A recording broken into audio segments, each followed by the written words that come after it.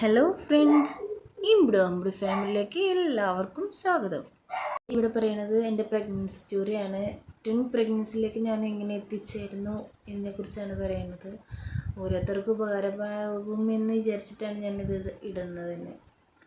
അപ്പോൾ 2020 എൻ്റെ കല്യാണം ഉണ്ടായിരുന്നത്.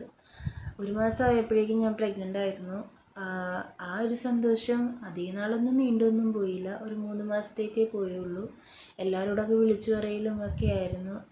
എല്ലാവരും തന്നെ വേണ്ടപ്പെട്ടവരോട് മാത്രം. എന്നാൽ പോലും അതിൽ അത്രയും സന്തോഷകരമായിട്ടും പോകാനായിട്ട് പറ്റിയില്ല. 3 മാസം വരെ പോയുള്ളൂ. 3 മാസം ആയപ്പോഴേക്കും ബ്ലീഡിങ് വന്ന് എനിക്കത് അബോർഷനായിപ്പോയി. പിന്നെ റെസ്റ്റും കാര്യങ്ങളൊക്കെ കഴിഞ്ഞ് നമ്മൾ കുഞ്ഞുങ്ങൾക്ക് വേണ്ടിയിട്ട് നോക്കാൻ തുടങ്ങി. പക്ഷേ ആയില്ലായിരുന്നു. അങ്ങനെ 4-5 മാസമായിട്ട് ഇങ്ങനെ ഡിലേ ആവണമായിരുന്നു. പീരീഡ്സ് കുറച്ച് മുന്നോട്ടങ്ങോട്ട് പോകുമായിരുന്നു. അങ്ങനെ പിന്നെ പീരീഡ്സ് ആവുമായിരുന്നു. അപ്പോൾ ഒരു മാസം ഇങ്ങനെ പീരീഡ്സ് ആയില്ല, കുറച്ചങ്ങോട്ട് പോയി. 10-15 ദിവസമായിട്ടും ആവാത്തത് കൊണ്ട് ഡോക്ടറിനെ നമ്മൾ കണ്ടു കഴിഞ്ഞപ്പോൾ ഡോക്ടർ പറഞ്ഞു യൂറിൻ ടെസ്റ്റ് ചെയ്യണം എന്ന് പറഞ്ഞായിരുന്നു. അങ്ങനെ യൂറിൻ ടെസ്റ്റ് ചെയ്തൊക്കെ നോക്കിക്കഴിഞ്ഞപ്പോൾ ഡോക്ടർ എൻ്റെ ഒപ്പം തന്നെ വേറൊരു കൊച്ചും കൂടി യൂറിൻ ടെസ്റ്റ് ചെയ്തായിരുന്നു. ആ കൊച്ചിന് പോസിറ്റീവായി, പക്ഷെ എനിക്ക് പോസിറ്റീവായില്ല, നെഗറ്റീവായിരുന്നു.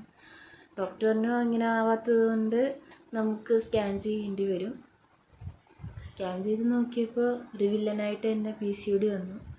നമുക്ക് ആ ഒരു സമയത്ത് PCODനെ കുറിച്ചൊന്നും വലിയ ധാരണയില്ലാത്തതുകൊണ്ട് നമുക്കാകെ വിഷമകരം തന്നെയായിരുന്നു.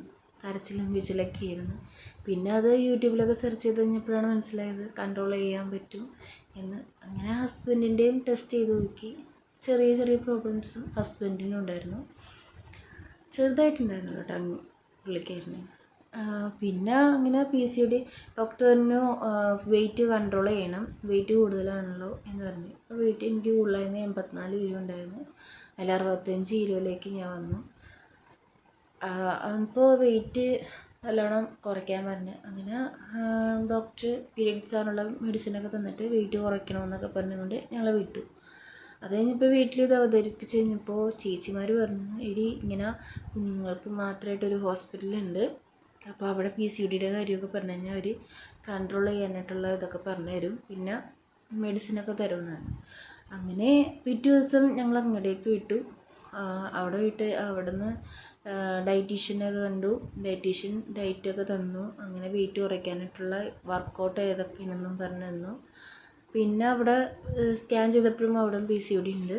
ഹസ്ബൻഡിനും ടെസ്റ്റ് ചെയ്യാനായിട്ട് പറഞ്ഞായിരുന്നു.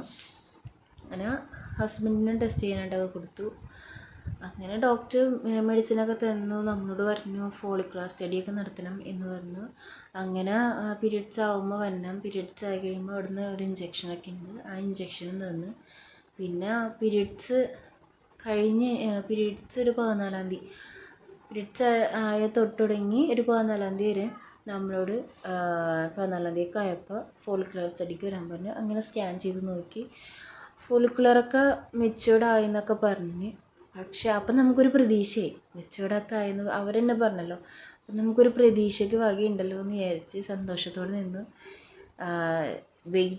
ഡയറ്റൊക്കെ കൂട്ടിയത് കൊണ്ട് വെയിറ്റ് കുറഞ്ഞത് കൊണ്ടാണോ എന്നറിയില്ല, പീരീഡ്സ് ഇന്നാവേണ്ടതാണെങ്കിൽ തലേദിവസം തന്നെ പീരീഡ്സ് ആയായിരുന്നു.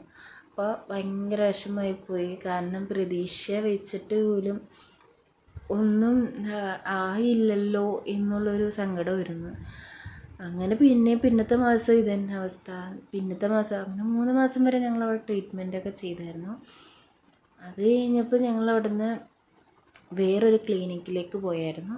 അപ്പോൾ ക്ലിനിക്കിൽ പോയപ്പോൾ അവിടെ ഡോക്ടർ ഹസ്ബൻഡിൻ്റെ റിപ്പോർട്ടും കൊണ്ട് വരാൻ പറഞ്ഞു. അങ്ങനെ ഹസ്ബൻഡിൻ്റെ റിപ്പോർട്ടും കൊണ്ടൊക്കെ പോയി. ഞാൻ പോയി ചെന്ന് കഴിഞ്ഞപ്പോൾ ഡോക്ടർ പറഞ്ഞു എനിക്ക് കുറച്ച് ടിപ്സുകളാണ് ഡോക്ടർ പറഞ്ഞു തന്നത്. ഇന്നതുപോലെ ചെയ്യണം, അങ്ങനെ ടിപ്സുകളാണ് എനിക്ക് പറഞ്ഞു തന്നത്. പക്ഷെ എനിക്ക് മരുന്നൊന്നും തന്നില്ല. പുള്ളിക്കാർ ടിപ്പ് മാത്രം പറഞ്ഞു തന്നുള്ളൂ. ഹസ്ബൻഡിൻ്റെ കാര്യങ്ങളും എന്നോട് പറഞ്ഞു തന്നുള്ളൂ. അപ്പോൾ ഇന്നിതിപ്പോൾ ലോങ് ആയിപ്പോവും വീഡിയോ, അതുകൊണ്ട് നെക്സ്റ്റ് വീഡിയോയിൽ ബാക്കിയും കൂടി പറഞ്ഞുതരാം. അപ്പോൾ ഡോക്ടർ പറഞ്ഞു തന്ന ടിപ്പുകളും ഒക്കെ ഞാൻ നെക്സ്റ്റ് വീഡിയോയിലൊക്കെ പറയാം കേട്ടോ.